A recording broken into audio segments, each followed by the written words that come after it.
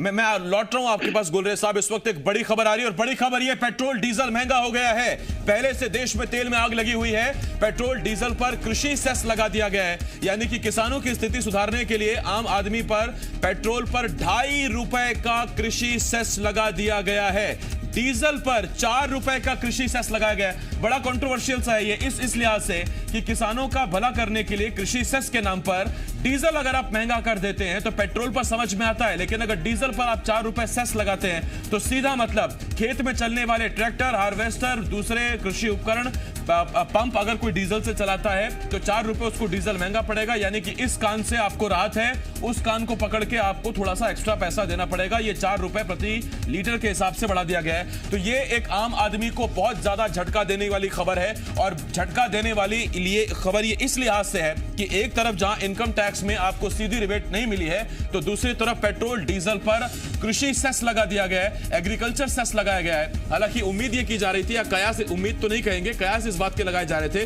कि Covid cess के नाम पर कुछ पैसा लगाया जा सकता है, बाकी चीजों पर टैक्स बढ़ाया जा सकता है। कोविड सेस के बारे में अभी तक जानकारी साफ नहीं है, अपडेट जैसा आएगी हम आपको बताएंगे। लेकिन बड़ी बात यह कि पेट्रोल डीजल पर कृषि सेस लगा दिया गया है और इसका सीधा मतलब ये कि मध्य प्रदेश जैसे राज्य में जहां पेट्रोल, राजस्थान जैसे, महाराष्ट्र जैसे राज्यों में जहां पेट्रोल करीब करीब 100 रुपए पहुंच गया है, वहां अब पेट्रोल या तो 100 रुपए पहुंच जाएगा या फिर 100 रुपए को पार कर जाएगा।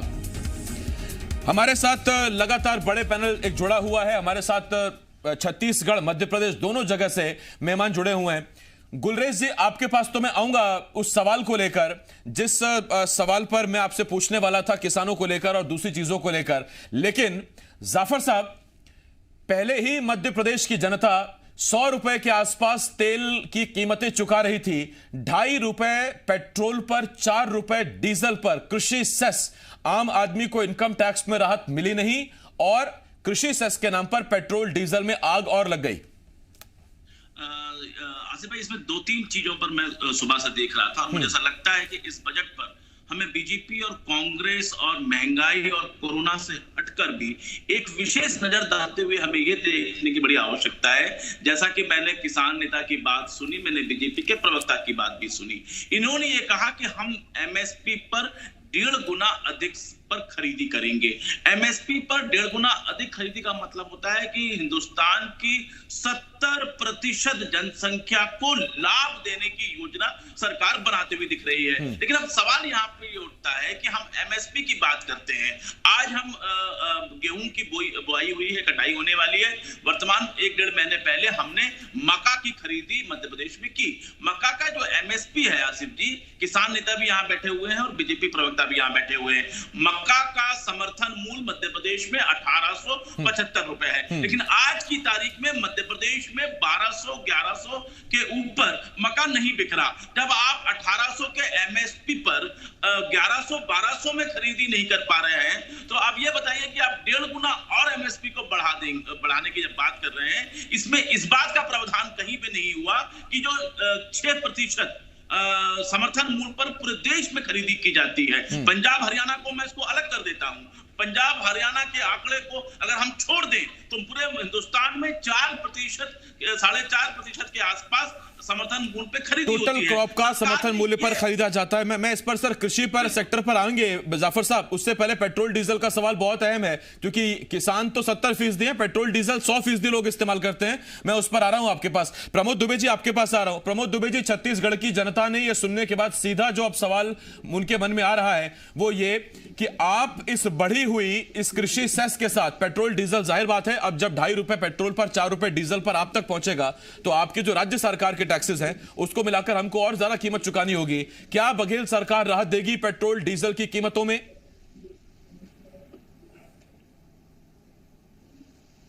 आसिफ जी, सिर मुड़ाते ही ओले पड़े।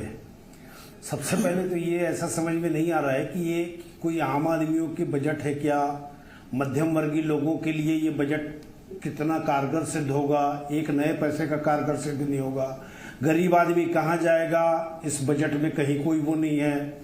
जिसमें 75 साल से ज्यादा के आयु के लोगों को टैक्स फ्री किया गया है। सरकार 60 साल में उनको रिटायर करती है, तो ये 15 साल का टैक्स जो है वो उनका माफ होगा या नहीं होगा? 15 साल तक क्या उनको 75 साल की आयु तक के इंतजार करना पड़ेगा? पहली चीज। दूसरी चीज, इस सरकार के बजट में माननीय वित्त मंत्री जी ने केवल बेचने की बात की है। एयर इंडिया को बेच दो, सरकारी जमीनों को बेच दो, फैक्ट्री की जमीनों को बेच दो। एफडीआई में जो सरकार एफडीआई का खिलाफत करती थी उसमें एलआईसी को 75% तक के उन्होंने रेशियो में ले आया है। तो कुल मिलाकर के एक बात ये समझ में नहीं आ रही है कि ये जो बजट है ये केवल असम या वेस्ट बंगाल के लिए घोषित किया गया है, क्योंकि 35,000 करोड़ सड़क के लिए असम में दी गई है, 25,000 करोड़ वेस्ट बंगाल में दी गई है, बाकी जगहों पर क्या सड़कों की आवश्यकता नहीं है? तो मुझे एक तो प्रथम दृष्टया अगर हो सकता है जल्दबाजी में ये मैं बात कर रहा हूं, लेकिन एक आम आदमी के लिए जो बजट प्रस्तुत होनी चाहिए वो आम आदमी की बजट ये बिल्कुल नहीं समझ में आ रही है। ये खास लोगों के लिए खास समय में चुनाव को देखते हुए चुनावी बजट इसे निश्चित रूप से कहा जा सकता है, क्योंकि 3-4 राज्यों का केवल इसमें उल्लेख किया गया है। दूसरी बात यह है कि अगर आप देखें तो डिसइन्वेस्टमेंट को इन्होंने प्राथमिकता दिया है। तो जब ईस्ट इंडिया कंपनी को ही वापस लाना था तो फिर इतनी बड़ी बड़ी बात पहले क्यों कही गई? तो कुल मिलाकर अगर बात की जाए तो बेरोजगारों के लिए कोई राहत की बात नहीं है। और ये वो सरकार है जो पहले 2% सेस लेती है, चाहे वो भवन निर्माण कर्मकार की बात करें, उस 2% में अरबों रुपया लेकर के कुछ करोड़ रुपया देश में दे देती है।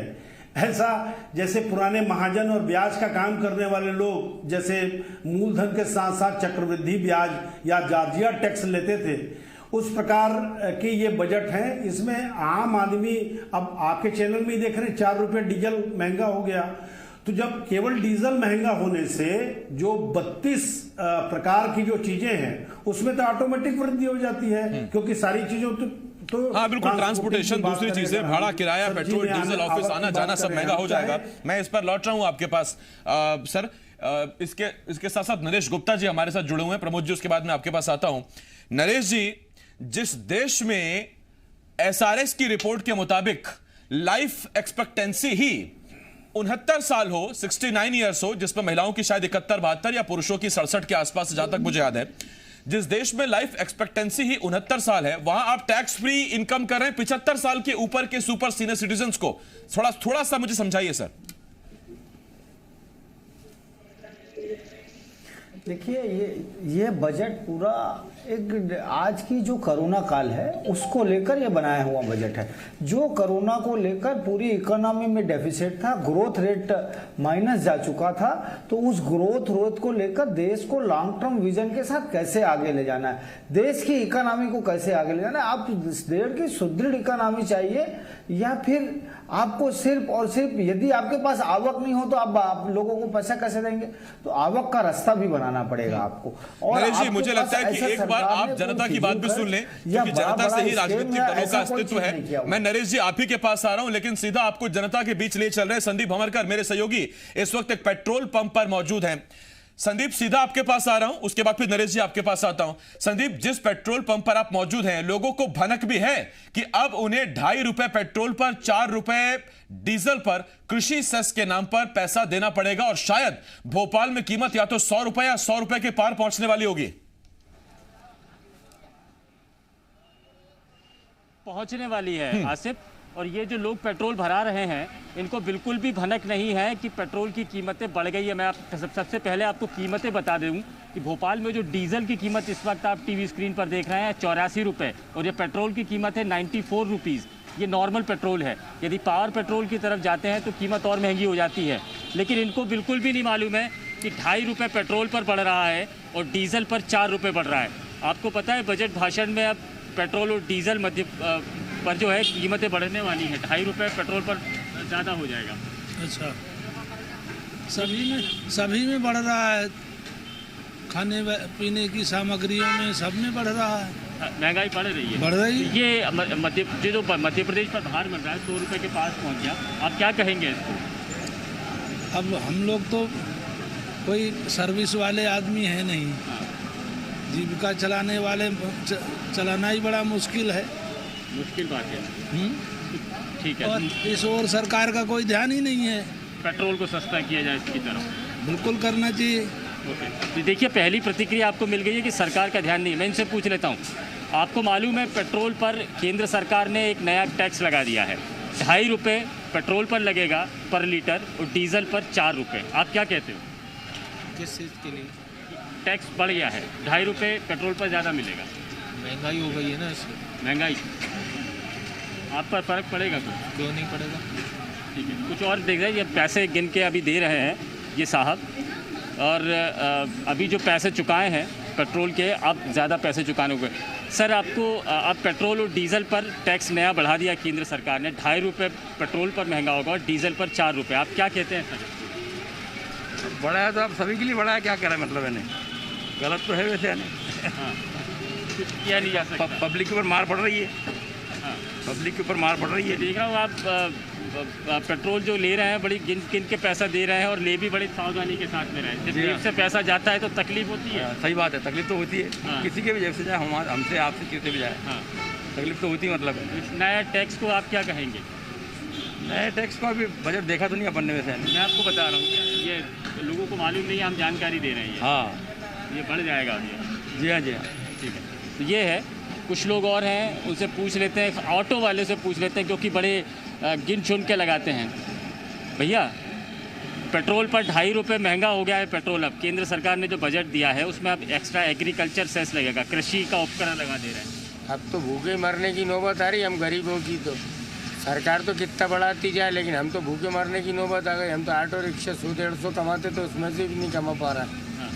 अब क्या करेंगे, और बढ़ाती जा रही पेट्रोल। भोपाल में तो और भी महंगा है, और महंगा होता जा रही है, अभी दिन पे दिन बढ़ा रही है। आम आदमी हो, बुजुर्ग हो, गरीबों की तो ऑटो चालक भूखे हो, मरने ये सब जानते हैं। और दूसरी बात ये, ऑटो चालक का सीधा ये सवाल होगा कि भाड़ा बढ़ाना पड़ेगा, लेकिन भाड़ा अगर हम बढ़ाएंगे तो क्या उसके लिए सरकार राजी होगी? भाड़ा अगर हम बढ़ाते हैं तो आम आदमी पर देखिए दोहरी मार। पहले आम आदमी अगर अपनी गाड़ी चलाए तो कीमत चुकाए, भाड़ा अगर बढ़ेगा तो भी कीमत चुकानी पड़ेगी। नरेश जी, सीधा आपके पास आ रहा हूं। नरेश जी, किसानों की एमएसपी 1.5 गुना कर देंगे, किसानों के लिए एपीएमसीज को सुदृढ़ किया जाएगा, पैसा वहां दिया जाएगा, लेकिन इसके साथ साथ पेट्रोल पर 2.5 रुपए और डीजल पर 4 रुपए। जब डीजल 4 रुपए प्रति लीटर महंगा हो जाएगा तो ट्रैक्टर चलेगा सर डीजल से। अभी तक इलेक्ट्रिक ट्रैक्टर आए नहीं है। अगर किसी का पंप डीजल वो मोटर वाला है तो वो उसके लिए डीजल चाहिए, वो भी महंगा। यानी एक तरफ से राहत दे रहे हैं, दूसरी तरफ से सर महंगाई बढ़ रही है।